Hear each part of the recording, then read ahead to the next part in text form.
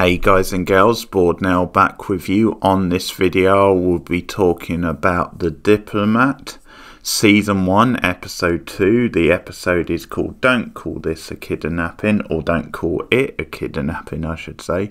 Full spoilers from the start of the review as always. And following a decent first episode, this really builds on it, and I got much more into the characters this episode and what was going on.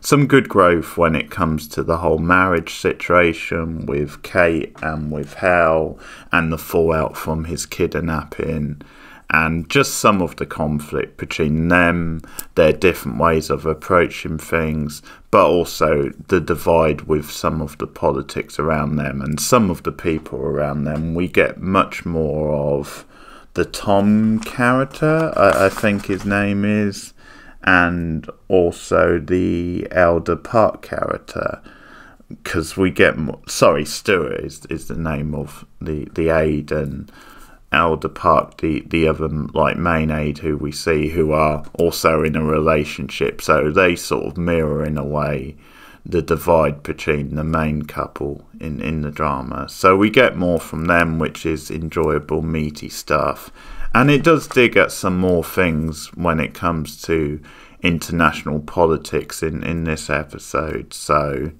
overall, really strong episode, really solid stuff. Quite a big step up, I thought, from episode 1. So just to deal with the kidnapping at the end of the last episode, Hal's kidnapping, I speculated a little bit on who it could be. It turns out it's no one associated with the British side of things. It appears to be people representing Iran. So they've kidnapped him to try and convince him to tell the British then Iran weren't the terrorists. They're not the ones who blew up the boat.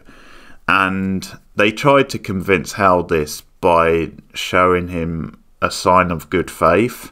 And that is, they show him a video of a daughter of a political figure in Britain who they were supposed to kill that day. They were supposed to assassinate, but they chose not to, and they say to him, tell the British this because this is a sign that we mean them no harm. Sort of a strange sort of double meaning in that, because apparently they intended to kill her but chose not to, so I don't know how much confident, but it's just their way of broken in a thing to say, yeah, look, it's not us type thing.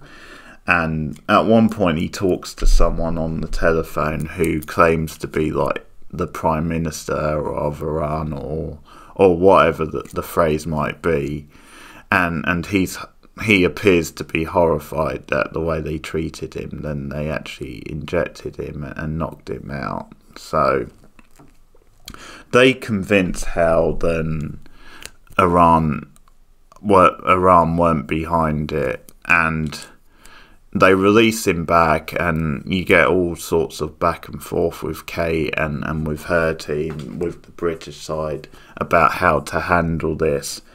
And Kate isn't convinced that it wasn't Iran, because her point of view is then it could have been anyone you were talking to over the phone, and she has contacts who can get information about people in Iran and sort of find out if the Prime Minister of Iran would really have access to that sort of information anyway. So she's very cautious once again and doesn't want to do anything, because one of the big disagreements in the episode is with Elder Park. They do this thing which is a little bit cliche, but they do a thing where, like, the Stuart character is the one giving Katie more of a chance and is maybe a little bit more on her side, and like Elder is more on Hal's side of things. But anyway, like, the big argument in the episode with Park and with Katie is then Park suggests using Tom as a source in the press, like, say, then he's the source when it comes to Iran, partly because of his experience and everything, and maybe having a little bit more credibility. Whereas Katie's more cautious, saying, until we confirm for sure, then it's Iran. I don't want to use Howe as the source. And she has very good reasons for this, for being cautious like this, because she says because of the husband's history, because he has got himself in hot water in the past, then you want to be 100% sure. Like, I'm guessing you would be anyway, but there's some room for margin for error, I guess, in some ways. Otherwise, but the fact that Hal has all this baggage means then if they were wrong with him as the source, it would be even more, there would be even more damage done. So there's some good stuff back and forth where Park is quite resistant towards Kate and quite standoffish at times. And there's also some disagreement with Katie and Hal on how to handle it. And you see one like intimate scene with them in bed where he's giving her advice, which is quite sound advice, which is not to describe it as like a, well, his kidnapping, not to describe it as an abduction in bed. Sorry, in the press, but then she uses that line against him later because he's hoping to get some that night, and it's like, well, how about like a kidnapping, post-kidnapping sex, post-adoption? It's like, it was an adoption, and Mum walks out. So once again, there's some good stuff with them in this episode. Like, I think Rufus Sewell again is good, and he's a good foil to her. That they had pretty decent chemistry, I think, and I enjoy some of the contrast scenes with Stuart and Alda and their like pillow talk. So that's good stuff. The other big stuff in the episode is that things come to a head at the memorial for these dead soldiers, and we get a little bit more with the dodgy Tory, as she always be known, and her meeting Katie for the first time, and kind of she has a certain way of doing things, like then we shouldn't be too touchy-feely in front of the cameras. And she's also saying she doesn't really trust this government, and if they had their way, things would move very slowly. So just a little bit of a hint of something else, and there could be an agenda there. Or maybe then she just has something against them.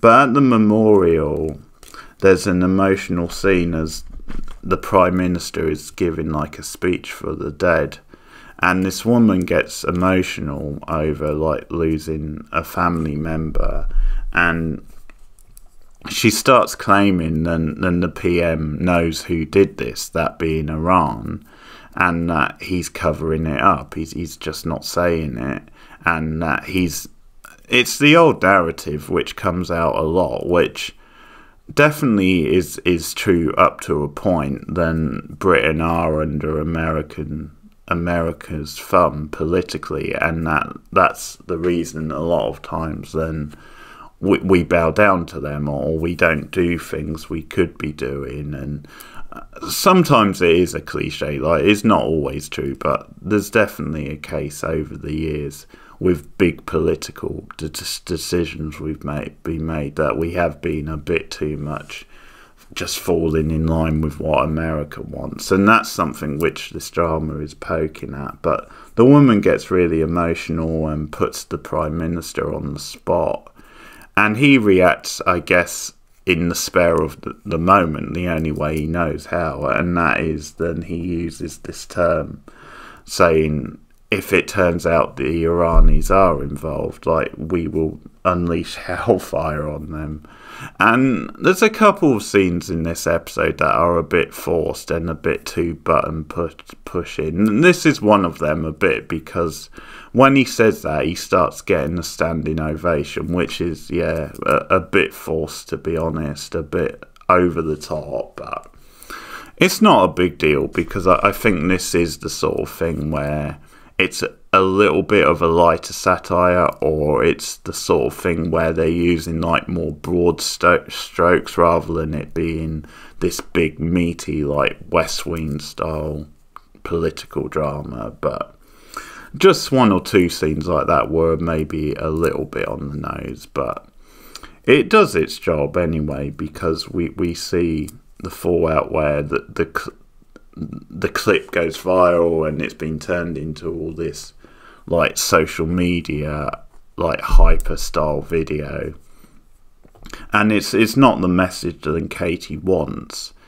like because until they find out one way or the other whether Iran is involved, and she also thinks that it's not healthy to be sending out that sort of message and to really stoke things up. And one of the darker things in the episode that it digs at is that as a result of this incident at the memorial, there is an attack on a mosque, and it's a racist attack, and the whole thing of, well, go home, and it just digs into a little bit of the bigotry, how like a few bad apples, or the idea that Iran could have been involved, then leads to like racism and people being blamed for it just because they happen to be from the same country. So it gets into that.